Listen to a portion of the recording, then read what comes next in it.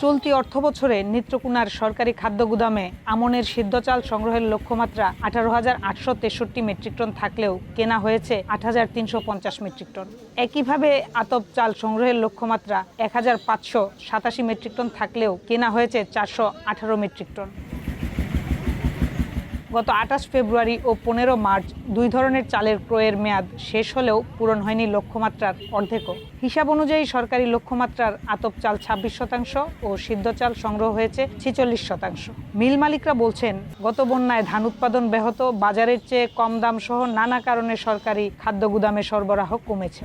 মার্কেটে সরকার যে দাম নির্ধারণ করছে তার চেয়ে মার্কেটে ধানের দাম বেশি ছিল, সেজন্য কৃষক দেয় না। সিজনের শুরুতেই যদি সংগ্রহ করতো তাহলে ধানের দাম থাকতো কম, কৃষক দাম পাইতো, আমরাও চালটা দিতে পারতাম। বাজারে যে ধানের মূল্য আর সরকারি যে মূল্য তার চেয়ে অনেক ফারাক। 4-5 টাকা যদি ব্যাস কম থাকে তখন তারা দিতে পারে না বলে তারা জানিয়েছে। এদিকে নিজেদের ব্যর্থতা নিয়ে কোনো সদুত্তর দিতে পারেননি জেলার খাদ্য নিয়ন্ত্রক। আমার এই জেলায় মূলত 6-7 জন মিলার হইলো একবারে ডিজার্ট, মানে তারা আমাদের সাথে কোনো এগ্রিমেন্ট করে আর আসেই নাই।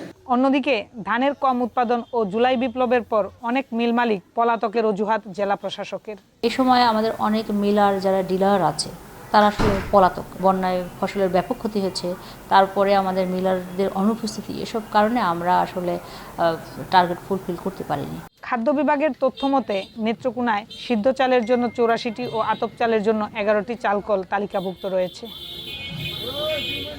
আলপনা বেগম, সময় সংবাদ, নেত্রকোনা।